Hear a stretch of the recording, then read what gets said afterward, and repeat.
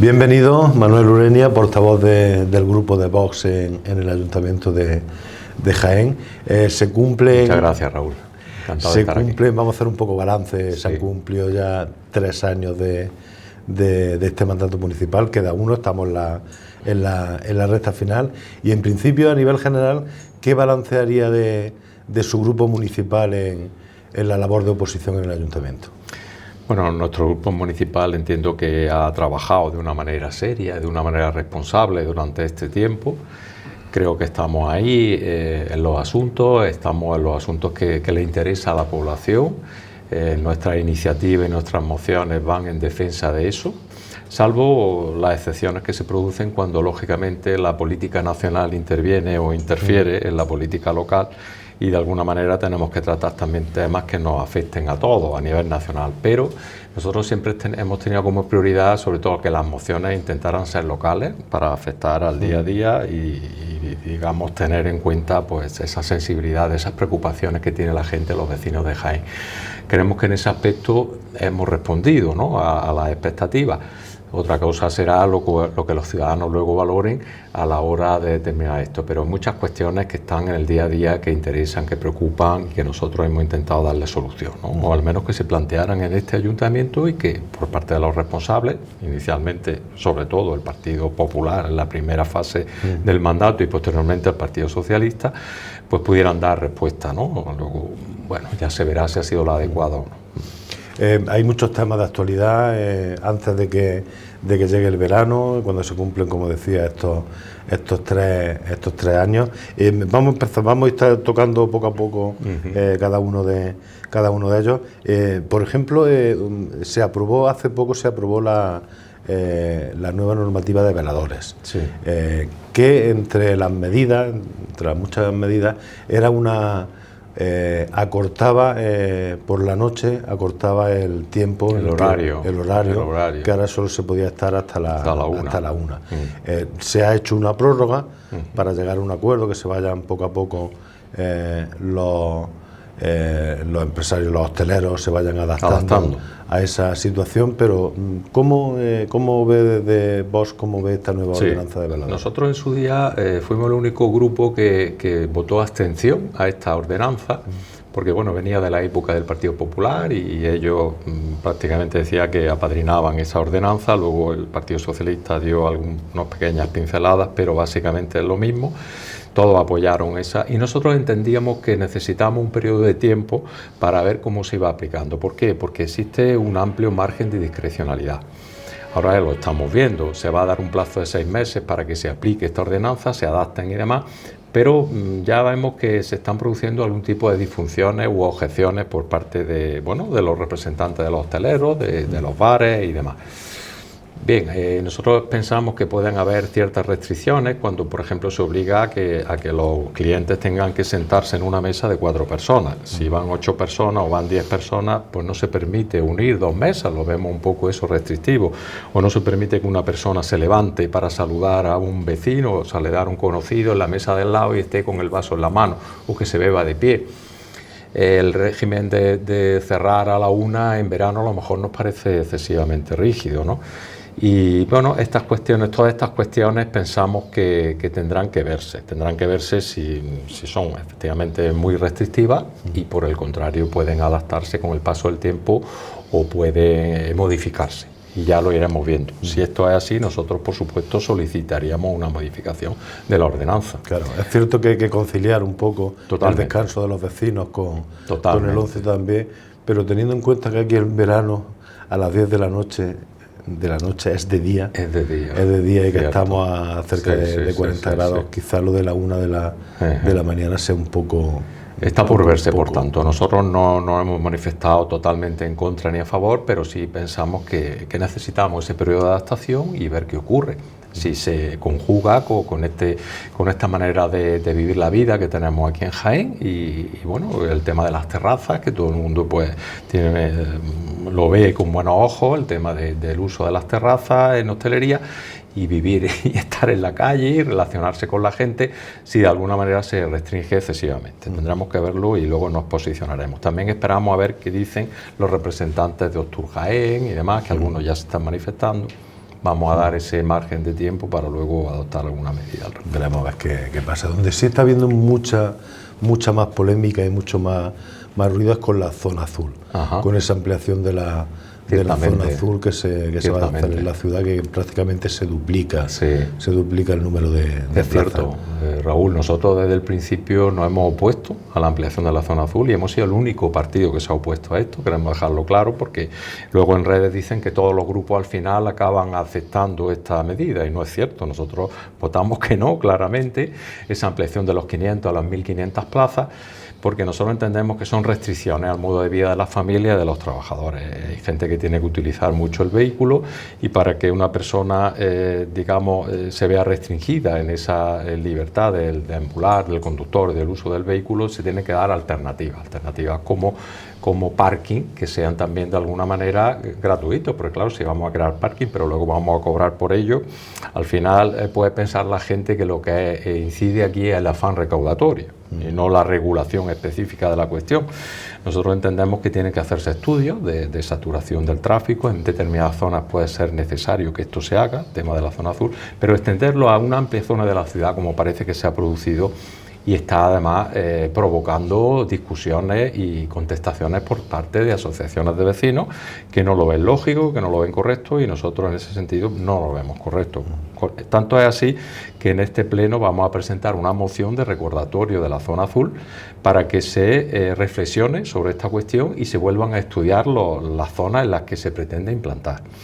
Pero pensar que ya se ha hecho una inversión muy importante en tema de parquímetros y demás, y que eso ahora que hay que sufragarlo, decirlo de alguna manera. También la contratación del personal. Pensemos que pasa prácticamente casi la mitad del personal que ahora está en EPASA y se va a contratar es para el tema de controladores de zona azul. Luego, el efecto que puede dejar en la ciudadanía es que el afán o el objetivo es recaudatorio, más que otra cuestión. De todas formas, estamos de nuevo viviendo un debate que ya vivieron otras ciudades hace más de una década. Es decir, aquí tenemos una zona azul muy limitada y con muchísimos años, y ahora se produce esta ampliación. En definitiva, se trata de quitar coches del centro de la ciudad. Pero ya no hablamos del centro, Raúl, sí, ya hablamos del tema del bulevar, la zona del bulevar, zonas de Santa Isabel, en zonas de las protegidas, en fin, hay muchas zonas que se van a ver afectadas por la zona azul.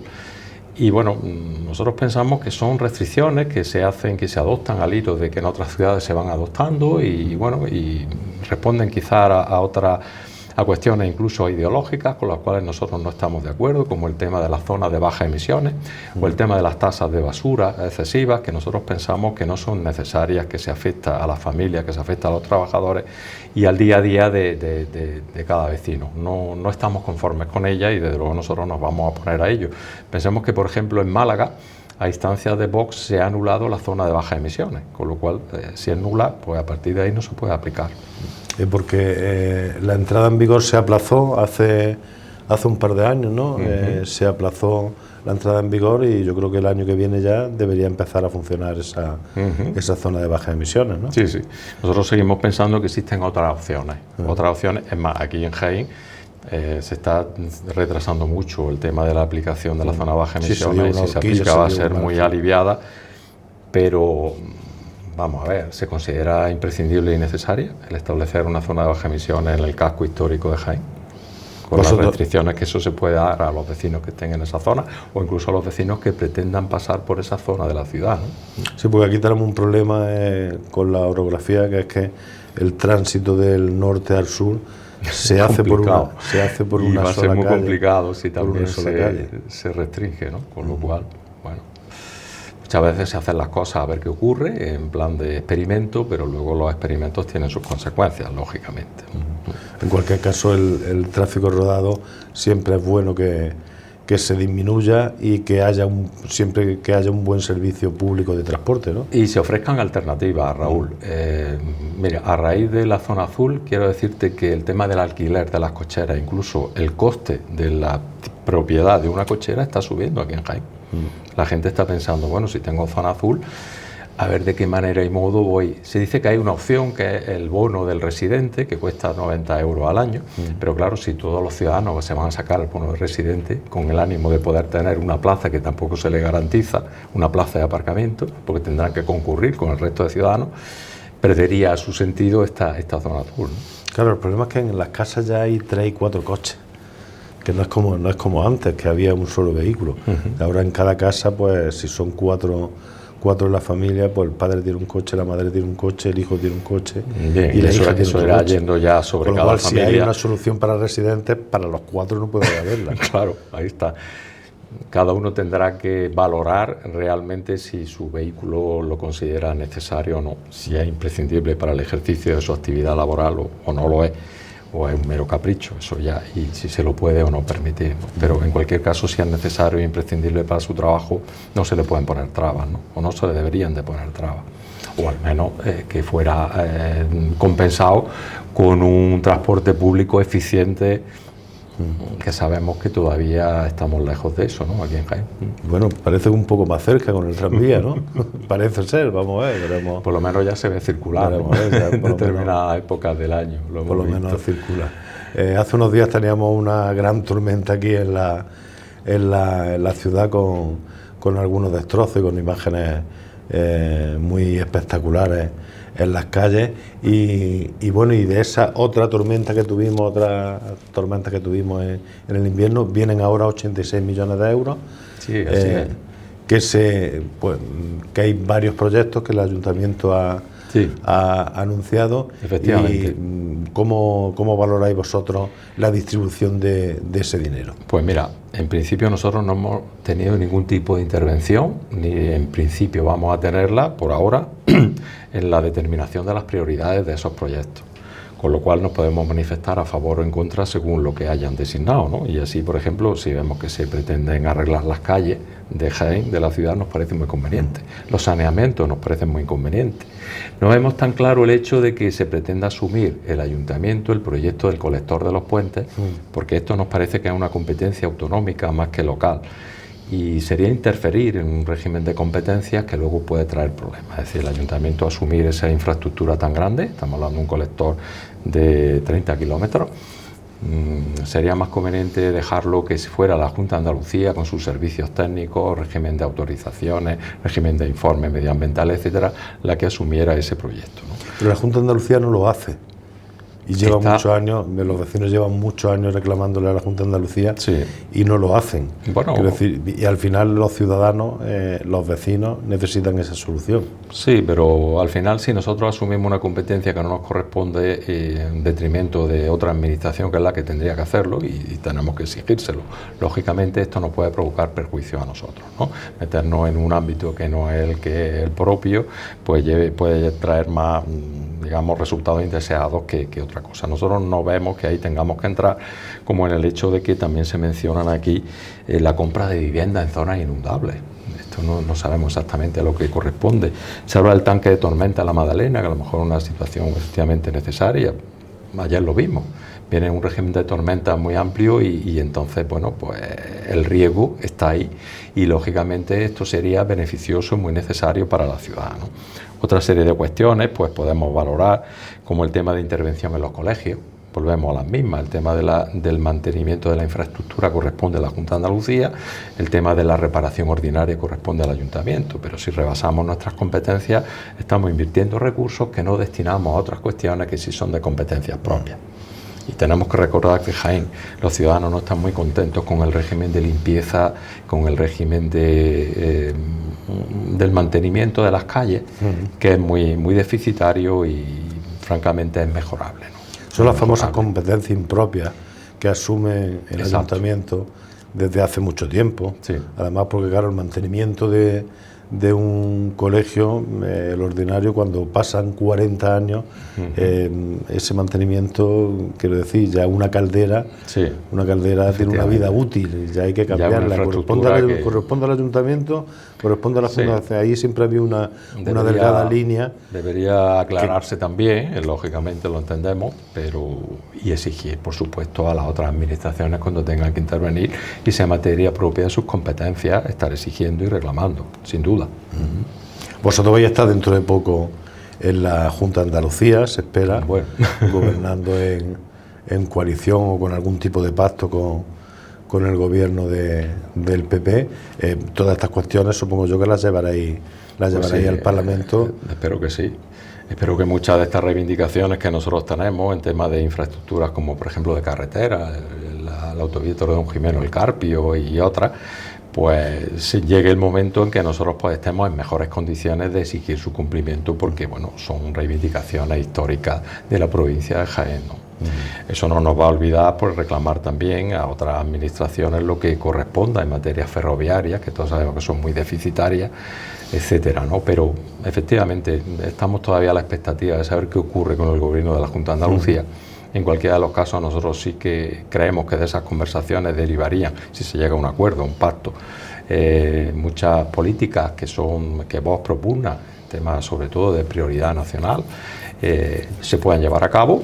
Y bueno, estamos a la espera, por tanto, de cómo se desarrollan esas conversaciones. Hace unos días se visitaban también las obras de la integración del ferrocarril en la ciudad de Jaén. ¿Vox está de acuerdo con esa integración que se ha hecho, pues, descartando finalmente el soterramiento de las vías? Al final nos parece insuficiente, Raúl. Si al final, después de tanto tiempo a la espera de que llegue un proyecto interesante para Jaén, para la ciudad, viene el Ministerio y ofrece esto, no nos parece lo más adecuado para la ciudad ni lo que la ciudad esperaba. Al final se realiza una remodelación que es parcial, que no es integral, de esa zona, una zona que además no es favorable por la saturación del tráfico que puede producirse de todos los tipos de vehículos, los particulares, los taxis, los autobuses, etcétera, etcétera. Y bueno, va a significar al final un cuello de botella en una zona, cuando más fácil hubiera sido retirar la estación, haber aprovechado para retirar la estación, sea con soterramiento o sin soterramiento, y bueno, tener una perspectiva de futuro un poquito más ambiciosa, pero por efectividad, no por otra cosa, ¿no? Porque al cabo de 5 años podemos encontrarnos con que la estación, las inversiones que se han hecho y demás, han quedado totalmente desfasadas. Por tanto, no estábamos conformes. Además, en su día, el antiguo ministro de Fomento, José Blanco, ofreció otro tipo de proyectos en esa zona y nos parecía mucho más aceptable para esta ciudad, ¿no? Y al final es una cuestión de dinero siempre, ¿no? Quiero decir, invertir menos para una situación que hay que buscarle una solución, ¿no? Claro. Pero si al final inviertes parcialmente en algo que no te va a dar satisfacción a las necesidades que tiene esa ciudad, pues dinero un poco tirado por donde no se debe, ¿no? Sí, porque ya se movió la estación de autobuses, lo recuerdas, ¿no? Se movió la estación de tren ya se movió 50 o 60 metros. Sí, es verdad. Que parecía una solución. Se podía conseguir, además hay una zona muy atractiva para la ciudad, una zona de bulevar, hay una zona de proyección urbanística que es muy importante para la ciudad, ¿no? Podíamos conseguir mejoras y atracciones para Jaén, la ciudad de sus vecinos, sí, ciertamente. Más proyectos que hay unos pocos, ¿no? Sobre boga, el tapete, sí, ¿no? Que están en boga ahora, por ejemplo, la plaza de las Palmeras, la Plaza de la Constitución, que en breve empezarán las obras este verano. ¿Alguna cuestión Pues sí, en relación con esto, a nosotros no nos parecía un proyecto prioritario para la ciudad. Además, cuando lo que se pretende, se dice entre los objetivos, es nivelar lo que es la zona de la plaza, cuando realmente estamos en una zona que hay grandes desniveles. Si comparamos lo que es la carrera, el inicio de la carrera con Roldán y Marín, es un desnivel importante del terreno. Que se pretende nivelar ahora, y zona verde no se puede tampoco incrementar, ya que la zona verde solo es en el perímetro donde se podrían plantar los árboles. Como mucho el tema del entoldado, ¿no?, que se puede ofrecer, ¿vale? También nos preocupa un poco que ahora el monumento que hay a los alfareros almohades, ¿no?, pues básicamente se va a retirar, y si se va a retirar no sabemos con qué destino, a dónde se va, y simplemente el hecho de la reforma ya provoca que si tú retiras un monumento, el riesgo de deterioro está ahí, y a nosotros nos preocupa porque también es patrimonio municipal, lógicamente. Tampoco sabemos qué se va a hacer con eso. El proyecto en un principio hablaban de llevarlo hacia la zona de la carrera, de desplazarlo a la zona de la carrera. La zona de la no carrera. Lo sabemos. Pero no hemos visto tampoco eso hay en nada, documentos. Tampoco hay nada definitivo porque no los últimos Por tanto, diseños estamos a la que se enviaron no expectativa aparecía el monumento. Y queremos llamar la atención también de que debajo de toda esa plaza lo que hay es un parking de vehículos que tiene una resistencia en materia de infraestructura que será limitada y que tampoco se puede actuar ahí demasiado, ¿no? Pero vamos a ver qué ocurre, ¿no? con todo esto. Sí, esa plaza entraba un poco dentro de esa peatonalización pendiente que quedaba una vez que se hace Roldán y Marín y que se pretende intervenir también en Virgen de la Capilla, ¿no? Sí, efectivamente. Sí, es el proyecto que ya viene de atrás, de tiempo, y lógicamente podría tener un resultado muy satisfactorio si esto es así, pero ya digo, no consideramos que era prioritario ahora mismo haber acometido esta cuestión, básicamente porque además los proyectos se inician con un presupuesto, en este caso se hablaba, no llegaba a 1,5 millones y llevamos por 3.500.000, ¿no? Y luego, ¿de dónde extraemos los fondos? Si se hablaba inicialmente de que era la Diputación la que iba a aportar a través de un convenio SPACE con el Ayuntamiento, luego se dice que los fondos van a venir de otra parte. Es decir, algunas veces ideamos los proyectos con una premisa que luego, con el paso del tiempo, van cambiando. ¿En qué hubierais priorizado vosotros antes que la Plaza de las Palmeras? Bueno, a nosotros vemos más preferente por lo menos una actuación en el Parque de la Concordia, por ejemplo, que lleva mucho tiempo requiriendo una actuación ahí, porque es un parque pulmón dentro de la ciudad, emblemático dentro del centro de la ciudad y foco de atracción de turistas, de visitantes, y creemos que ahí había que darse una actuación preferente. Sigue siendo oscuro, sigue siendo un parque problemático, ¿verdad? Sí, efectivamente, muy mejorable y muy necesitado de poner a disposición de los ciudadanos, sean personas mayores, sean personas, ciudadanos con niños, familias con niños, para que, en fin, se le dé un uso mucho más conveniente del que actualmente tiene. Otro proyecto del que se está hablando mucho en los últimos días es el parking de la Alameda. Ese parking inacabado que se inició hace unos cuantos mandatos y que bueno, que ahora se quiere revitalizar a través de PASA y darle salida. A ver, yo como ciudadano de Jaén, el ver allí ese esqueleto del parking desde hace mucho tiempo no era lo más agradable y siempre todos pensábamos en que había que dársele una solución. Si por fin se le puede dar una solución o no, vamos a ver cuál es el resultado, pero en cualquiera de los casos también vemos que es el ayuntamiento quien va a actuar individualmente a través de PASA y directamente a través de un préstamo bancario. Es decir, que eso también conlleva un riesgo, un cierto riesgo de endeudamiento, ¿no? Porque claro, se hace a riesgo y ventura. ¿A riesgo y ventura de quién? De PASA, que al final de PASA es el ayuntamiento, que al final son los ciudadanos los que pagarán el riesgo o el éxito o el fracaso de ese proyecto, dependiendo de si luego efectivamente tiene mucha aceptación entre los ciudadanos, sea a través de la concesión o transmisión por durante 50 o 75 años, en la transmisión de las plazas de aparcamiento, sea el uso rotatorio de los mismos. Nos parece correcto que se haga una actuación ahí, pero al principio se barajaban, por ejemplo, intervención de empresas privadas a través de la concesión, con lo cual la inversión se haría por un tercero, o bien la obtención de una subvención que finalmente no ha sido posible, o de momento no es posible. Ahora se interviene ahí, vamos a ver lo que ocurre. Quiero recordar que en su día se habla de que hay un espacio, hay que resolver el tema de los accesos y salidas. Sí. Accesos y salidas a través de Agustina de Aragón. Agustina de Aragón es un acceso un poco restringido, un poco estrecho, no es suficiente, nosotros no lo vemos suficiente. Pero luego se juega o se trata de jugar con el acceso que se considera inicialmente, podría considerarse principal técnicamente, cuál sería, bueno, por la parte de la Alameda, del Parque de la Alameda, pero que tuvo una contestación también política en su día, y básicamente por parte de Jaime Maresma y el Partido Socialista. Ahora se habla que eso quedaría solamente como salida de emergencia. Sí, como está ahora con el centro de salud. Pero no sabemos, y si luego se va a dar una tercera salida, que está en vías de estudio, se dice en vías de estudio, no está todavía concedida, a través de la calle Profesora Luisa Ruiz y la Ronda Sur, que nos parecería aceptable si eso finalmente se pudiera hacer así, ¿no? La entrada y la salida natural, de todas formas, de ese parking es la Ronda Sur. O sea, el sentido de ese parking tenía que el tráfico entra a la ciudad, entra por la Ronda Sur y deja el coche en un aparcamiento que está a las puertas del conjunto histórico. Pero vamos a ver cómo se configura, ¿no? Técnicamente, claro, y si es posible económicamente, ¿no? Vamos a verlo. Si se hace así y si se le da esa segunda salida por esa ronda sur, pues lo consideraríamos.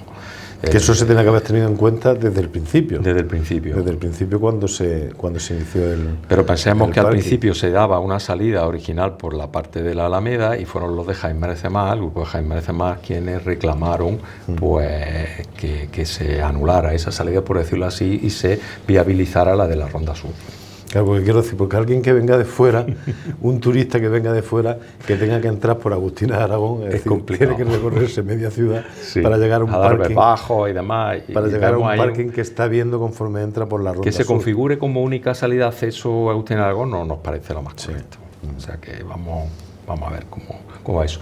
Si luego conseguimos que el parking se construya y que esa zona que hay alrededor pues esté de una manera digna, urbanizada y demás, conseguiremos también una zona importante de la ciudad para uso de los ciudadanos, lógicamente. Tenemos que tener en cuenta, Raúl, que allí, y nosotros lo hemos denunciado a través de vídeos, se estaban ubicando asentamientos y se han producido problemas no solo de salubridad, sino también de seguridad, porque hubo un incendio y tuvieron que intervenir los bomberos y recientemente han sido desalojadas esas personas de ahí, de esa zona, ¿no? Vamos a ver qué ocurre, ¿no? Ese tipo de problemas también existen en el conjunto histórico, ¿no? El conjunto histórico es otro gran abandonado de la ciudad. Sí.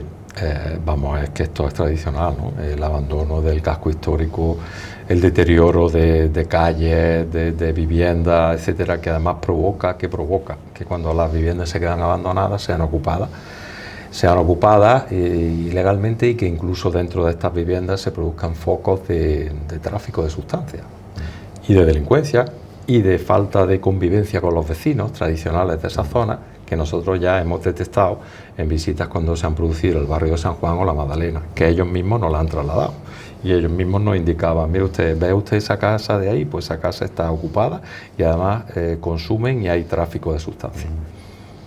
¿Qué medidas se pueden tomar? Porque hay barrios que en la Merced, por ejemplo, están prácticamente casi todas las viviendas de la Merced están abandonadas y con las puertas tapiadas.